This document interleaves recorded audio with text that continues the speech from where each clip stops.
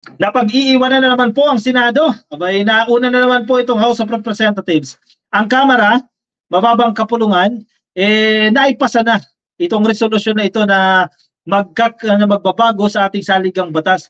Itong Chacha resolution na yan. Pumasa na yan ka-coffee sa House of Representatives. Ang problema, ang Senado, abay, naiiwanan na naman dito. Yan, kaway-kaway naman.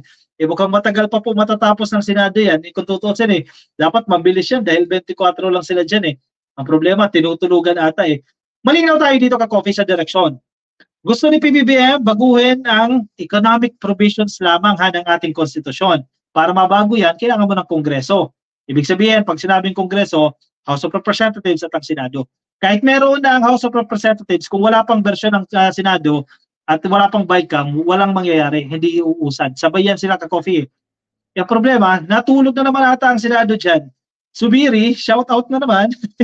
Napag-iiwan na naman. Kumusta na ang RBH 6 ninyo?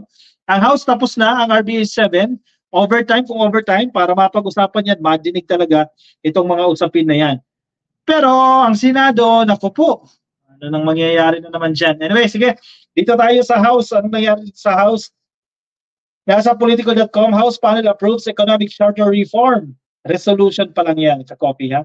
The House Committee of the Whole has approved resolution of both houses RBH 7 aimed at amending the economic provisions of the 1987 Constitution. Committee Floor Leader and Mandaluyong City Representative Neptali Gonzales moved to approve RBH 7, 6 kasi 6 and 7, after the motion to close the period of interpellation. Ang ginawa kasi nila dyan Committee of the Whole Yung mga mambabatas pwede silang makibahagi sa mga debate, sa diskusyon dyan. Ang problema sa Senado, ginawa nila, dinaabo na nila sa committee. Diba? Kaya hahaba talaga yung proseso. And after ng committee, magkakaraman pa ata sila dyan Kailangan pa nila ng consultation dyan matatapos ng SONA, hindi aabot to. Committee Vice Chairperson and House Majority Leader Manuel Danipe, who presided over the meeting, approved the motion after hearing no objection. Later, members of the Makabayan Bloc registered their opposition to the passage of the resolution. Actually, expected naman talaga yan Yung grupo nila Castro kukontra at kukontra yan ka-coffee. Kahit sa budget, kumukontra itong mga to Na-aprobahan na halos lahat ng mga mamabatas Siyempre, para masabi ng oposisyon, tumututol yan. So, expected na natin yan. Pero wala naman bilang ka-coffee. Ilan lang yan? 3, 5, hanggang 10 ka-coffee yan. Makakuha sila ng mga sympathizers dyan.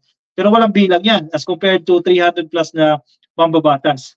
In a press conference earlier, Gonzales said the House might approve RBH 7 on second reading next week. Kasi dapat magkakaibang araw mo yan Kung aprubahan mo yan, yung mga first reading, second reading, at yung final reading, yung ikatlong reading, dapat gawin mo yan ng iba't ibang araw. So next week, second reading na sila, hanggang mag-third reading na sila, hanggang pumasa na sa kanila yan. Ang problema, hindi pa rin uusad yan hanggat wala pa itong Senado. So sana nga, shout out, kinusa na ito ng Senado. Ano ba gusto nyo? Ayaw nyo o hindi? Ganun lang kasimple yan para matapos na yan. Kasi ang bali-balita dyan, hindi raw lulusot yan May ilang boto na dyan na hindi talaga sila papabor dito sa Chacha Napalitan itong ating konstitusyon kahit itong pag-i-insert lang ng provision na yan unless otherwise provided by law, yung term na yan sa ilang provisions ng konstitusyon. Kung gusto nyo, dinggin na. Kung ayaw, hindi mag-desisyon na ng ayaw, di ba? Para magawa ng paraan, magawa ng remedyo. Ang problema kasi parang tinutulugan RBS 7 seeks to insert the phrase unless otherwise provided by law in Articles 12, Article 14, and Article 16 ng ating Constitution to give Congress the discretion to adjust the limitations of foreign investors as needed in public utilities, education, and advertising. Tanging dito lang yan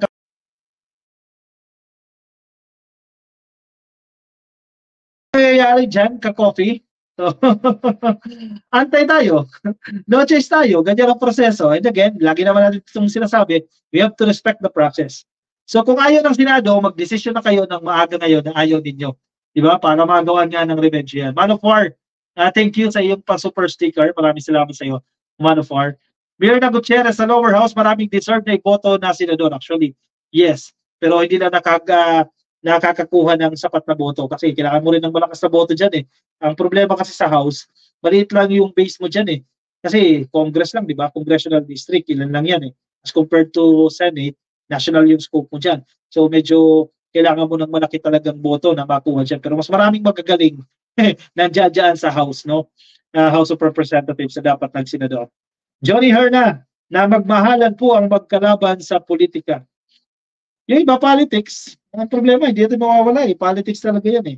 Silvia sa Sawatari, if pwede pang alisin ang mga senador, hindi mo eh. Botohan talaga yan eh. Malalaman yan sa susunod na botohan. May iwan yung 12 dyan, pero yung 12, yan, tatakbo ulit yan ka-copy. Maria Rosawa, thank you sa iyong star sa Facebook. Alfonso Dodoy Gargones, hindi bumabaliktad si Erap sa mga Marcos, kaya dapat si Jinggoy na lang.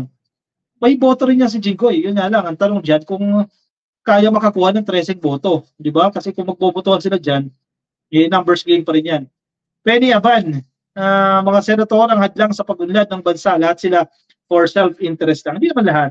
Marami dyan matino ka-coffee. Pero mayroon din dyan ng mga sariling interest. Political career ang inaasikaso. Anyway, sige. Ako'y magpapaalam na sa inyo ka-coffee. Nakaka-46 minutes na tayo. Bilis ang oras, no? Maraming salamat po sa mga sumama sa akin ngayong araw po ng Miyerkules ng gabi. Thank you, ka-coffee. Shoutout po sa inyong lahat sa mga kapapasok lang sa ating live stream. Emelita, Gabriel, good evening, sir, ka-coffee. God bless you. Thank you. Galaw-galaw naman, mga sir, ha? Intindihin nyo kaming may hirap, sabi ni Joseph.